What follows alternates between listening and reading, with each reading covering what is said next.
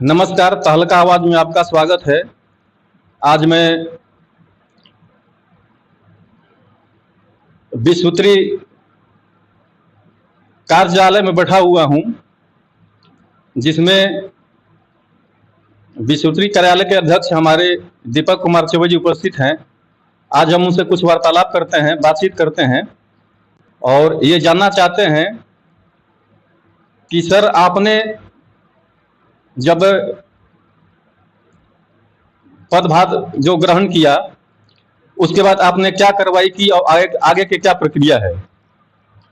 सबसे पहले तो आपको बहुत बहुत धन्यवाद और आपके चैनल के माध्यम से जहां तक हमारी बात पहुंच सके वहां तक बिहार के लोकप्रिय मुख्यमंत्री, भारत देश के यशस्वी नेता जिनमें हमारी आस्था और विश्वास है, इस नेक कार्य के लिए उन्होंने विश्वोत्तरी का गठन किया। माननीय नीतीश कुमार जी को हृदय से अभिनंदन और स्वागत करता हूँ। और जिस समय घोषणा हुआ उसके बाद नौहट्टा प्रखंड पहला ऐसा प्रखंड था जहां विश्वोत्तरी का कार्यालय का उद्घाटन हुआ। और आज हम आपको बताते हैं कि सफलतापूर्वक पहला बैठक हमारा सफल हुआ, जिसमें आप मौजूद भी थे। कुछ जो समस्या था हमारा प्रखंड का, उस पर चर्चा भी हुआ, सभी पदाधिकारी भी वहाँ मौजूद थे। कुल मिला जुला के आप कह सकते हैं कि जो सरकार का नीति है और जो सरकार का लक्ष्य है, हम लोग के माध्यम से तो प्रशासन और हम लोग कमेटी के सदस्य मिलकर यहाँ के जो लाभकारी योजना है सरकार द्वारा जो चलाई जा रही है, वहाँ तक पहुँचाने का प्रयास करूँगा। दूसरा बात हम ये जानना चाहते हैं कि आज पहली बैठक थी और आज पहली बैठक में विश्वोत्तरी कार्यक्रम के पहली बैठक में बहुत से ऐसे अधिकारी लोग हैं और पदाधिकारी लोग हैं जो बहुत नदारद रहे, कम मात्रा में उपस्थित हुए।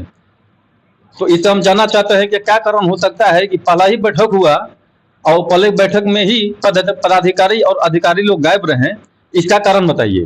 जान लीजिए कि यह पहला बैठक था, 12-13 साल के बाद यह बैठक को आहूत की गई थी। मैं यहाँ के प्रखंड विकास पदाधिकारी को धन्यवाद देना चाहूँगा कि उन्होंने अपनी तरफ से मैसेज किया, सबको सूचना भी दिया गया था। लेकिन जो अधिकारी यहाँ पर नहीं उपस्थित हैं उन पर हम लोग आगे कार्रवाई भी करेंगे, अपना बात को रखेंगे कि आप किस कारणवश यहाँ पर नहीं उपस्थित हुए।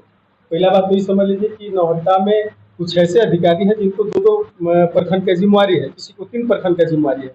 हो सकता है उस कारणवश यहाँ पर नहीं उपस्थित हुए होंगे, लेकिन हमने प्रखंड विकास पदाधिकारी जो हमारे सचिव हुए उनको हमने कहा है कि आप उन पर शोकआउट निकालिए। उनके जवाब से अगर संतुष्ट होंगे तो फिर आगे देखा जाएगा, नहीं तो फिर हम लोग अपना लिख के आगे बढ़ेंगे। जो कार्रवाई नियमानुकूल जो कार्रवाई होगा उन पर किया जाएगा।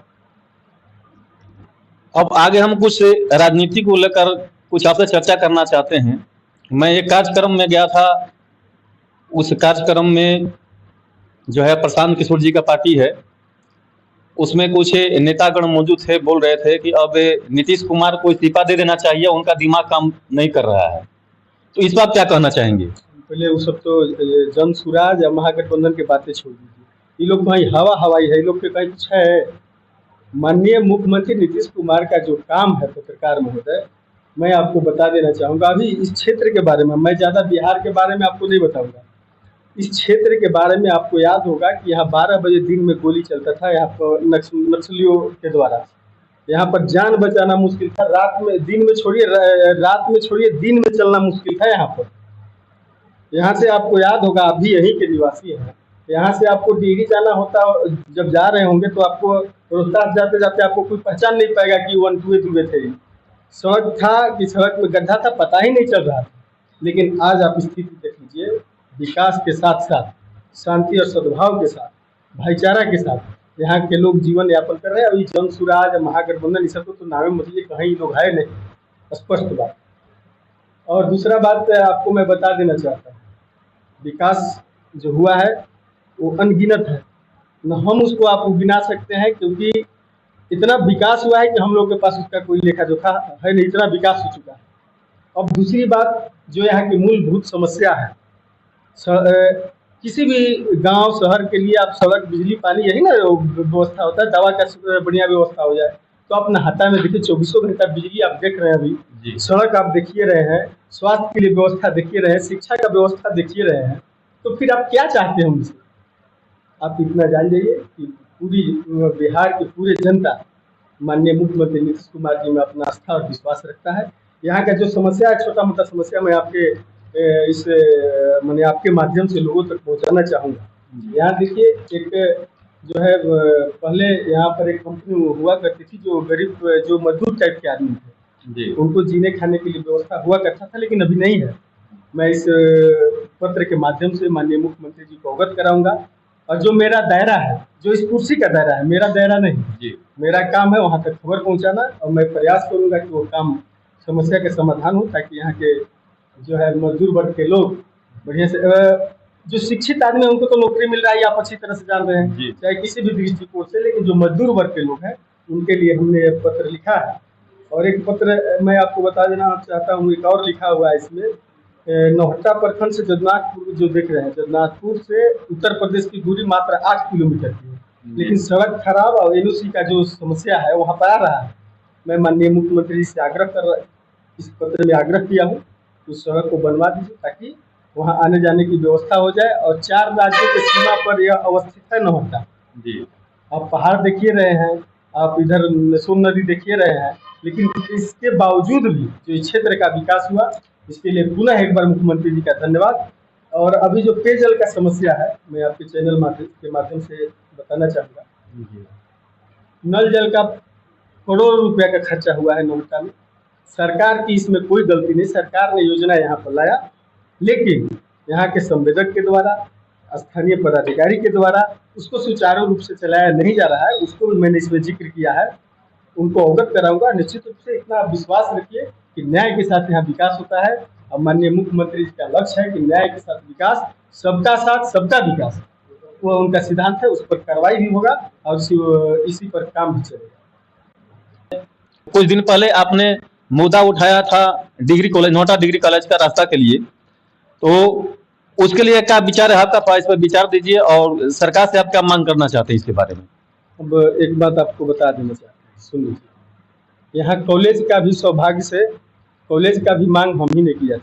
पीके शाही मुख्यमंत्री थे उस समय, हम लोग यहाँ प्रोग्राम भी करवाए थे। उस मंच के माध्यम से हमने कहा था कि सर यहाँ कुछ चाहिए नहीं, आप एगो यहाँ पर जो आप सोचिए थोड़ा, यहाँ से 80 किलोमीटर गरीब के बच्चे अब बच्चियाँ जाती थी पढ़ने के लिए, कितना दिक्कत होता था।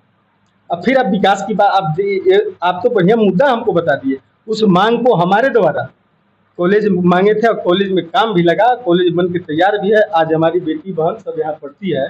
वहाँ एक समस्या है रोड का, तो मैं, आप जानते हैं शायद, व्हाट्सएप के माध्यम से, फेसबुक के माध्यम से मैंने आवाज़ उठाया था, और उस पर यहाँ देखिए, इस पर लिखा भी हुआ है। इसमें भी मांग हम उसमें किए हैं कि अगर रोड बन जाता तो बहुत बढ़िया होता, वहाँ पर आने जाने की सुविधा हो जाती, तो किसी तरह का कोई दिक्कत नहीं होता। देखिए, हम लोग एक चीज़ आपके माध्यम से और बताना चाहते हैं। कुछ लोग के द्वारा यहाँ पर कहा जाता है कि नेता यहाँ के कुछ नहीं कर रहे हैं जी।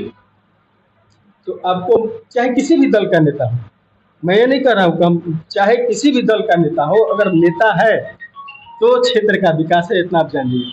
नेता है तब आपका पणका पुल बना, पणका पुल का मांग तो कोई नेता ही किया होगा। नेता है तब आपका कॉलेज बना। सब कुछ छोड़कर नेता अपना काम पर आता है, थोड़ा बहुत गलती होते रहता है। और एक चीज़ मैं आपके माध्यम से प्रखंड वासियों से को यह बात से सूचना देना चाहूँगा कि विश्वत्री का जो गठन हुआ है, सरकार का एक उद्देश्य योजना है, आप तक सही से पहुँचे, उसमें आप लोग का सहयोग चाहिए। सहयोग कैसा कि कहीं भी आपको दिक्कत हो जाता है, मान लीजिए विद्यालय है, वहाँ पर मास्टर नहीं है, वहाँ पर बच्चों को सही तरह से पोषाहार नहीं मिल रहा है, आंगनबाड़ी है, हॉस्पिटल है, इसकी सूचना किसी भी सदस्य, मेरा नंबर आप चला दीजिएगा, आप दीजिए।